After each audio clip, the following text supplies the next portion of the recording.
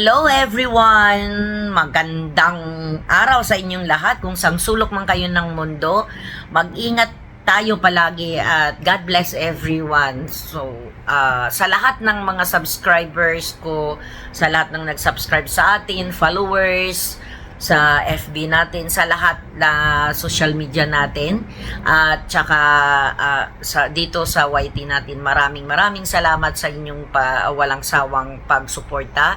Kahit na medyo madalang-dalang na tayong mag-upload ngayon kasi na-busy na rin sa work, tapos may mga ibang mga bagay na pinaprioritize natin for now. Pero don't worry, magbabalik tayo soon. Mag-active na tayo soon. So, pagpasensyahan niyo muna ako at this moment kasi may inaayos lang tayo. Eto, yung topic natin ngayon is mag-ingat sa mga illegal recruiters, okay? So napa-upload lang ako ng biglaan kasi medyo concern ako dahil medyo nadadawit yung ako tsaka yung agency natin sa mga kumakalat na ngayon, lalo na sa mga gumagamit sa agency ng Excel. So hindi natin alam. Ang lilinawin ko lang sa side namin, kasi lalo sa side ko, na wala akong kinalaman sa kung ano man yung kung sino man yung staff ang pinag-a-applyan nyo. Kami, ang lilinawin ko lang, kami ay affiliate ng Excel Green Card for bound to Singapore at domestic helper lang ang hawak namin. Okay? Hindi kami humahawak ng ibang bansa. Okay? Bound to Singapore lang kami, accredited kami sa Excel, at saka yung Excel Green Card ay hindi fake. Okay? Legit.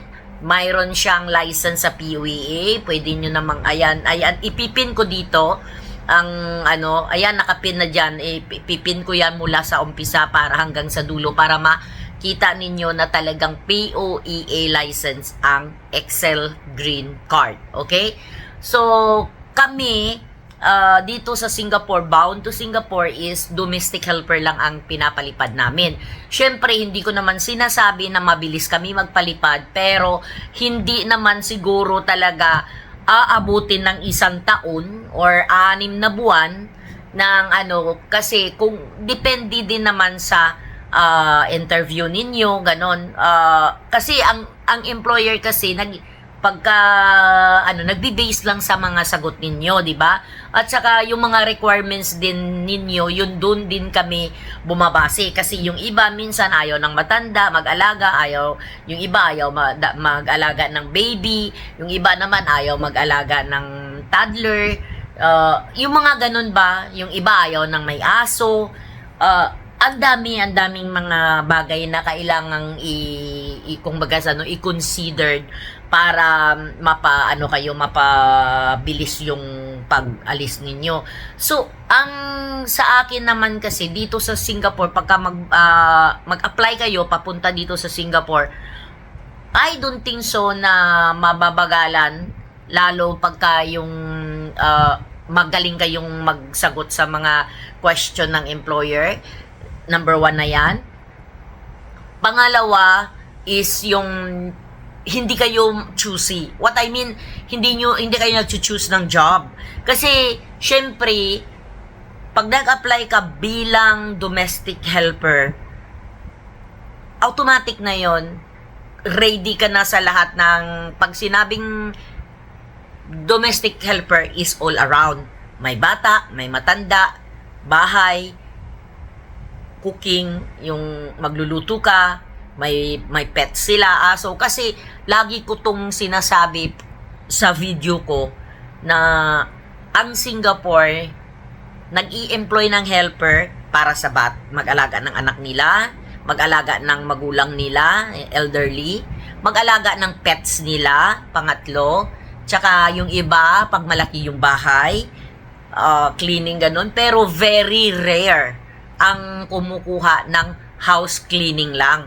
Mostly, talaga is yung taking care of baby, children, or elderly. Ganon, sorry kasi medyo kakain ko. Medyo na ano lang ako kasi na-triggered lang ako kasi mayroong mayroong ako nakitang comment sa atin na kesyo nagpabayad daw kami ng 100k. Wala kami from now on, walang placement fee ang Bound to Singapore sa company namin. No placement fee. Okay? Hindi kami naniningil. Okay? Hindi kami naniningil. May certain fees kayong babayaran sa Pilipinas, lalo yung training ninyo or whatsoever, pero hindi naman naabutin ng 100k. Okay? So, please lang, payo ko lang sa inyo, pag nag-apply kayo, be careful. Maraming mga maraming mga papanggap ngayon na mga kesyo recruiter. So please lang, mag-ingat kayo sa mga illegal recruiter. Pero kung tatanungin niyo ako, ang Excel Green Card ay legit. Okay? Legit. Mayroon silang license sa POEA. So, kung ang nag-a-apply doon ay mga tinatagalan or whatsoever, maybe ibang linya yon, ibang line ng ibang mga ang ina-applyan nyo or ibang bansa. So, syempre, minsan, yung mga processing noon is depende kung gaano ka tagal. Basta, every country, there is a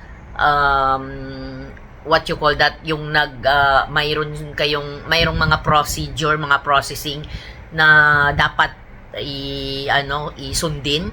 So hindi ko alam yon. Basta kami sa Singapore, once you interview, you confirm, pinakamatagal na yon yung 2 buwan. Okay? Pinakamatagal na yon. Kasi, kaya lang minsan tumatagal ng ganun kasi number 1, minsan yung application dito sa POEA, sa embassy natin at saka dito sa Ministry of Manpower ng Singapore. So, other than that, wala naman ng ibang pwede kong na magtagal yung proseso ng Singapore. So, yun lang guys. Nililinaw ko lang na wala akong kinalaman sa ibang bansa na ina-applyan nyo or sino mang kasi ako, isa lang, direct lang ang isang 2 tao, 3 tao lang ang kinukontak namin dyan sa Excel Green Card na naka-affiliate sa amin. Okay? So, guys, sana malinaw sa inyo. Ang contact lang namin sa Excel Green Card, ayan, si Sir Bert, si Ma'am Chona, at saka si Ma'am Carol. Okay? 3 person lang ang contact namin for Singapore, for Bound to Singapore. So, sana makatulong ito sa inyong lahat. And God bless everyone. Mag-ingat kayo palagi, lalo-lalo sa mga aplikante na nag-a-apply. Mag-ingat sa illegal recruiter. So, yun lang guys, and God bless everyone. Thank you sa lahat ng mga nag-subscribe, at sa mga hindi pa nag-subscribe, please subscribe, like, and comment sa ating YouTube channel para marami pa tayong matutulungan na ating kababayan. So, maraming salamat sa inyo, and kumbaga sorry lang kung minsan hindi na tayo medyo active. Basta, thank you talaga sa lahat ng mga nag-subscribe at saka mga nagpa-membership sa ating channel. Thank you and God bless everyone. Bye!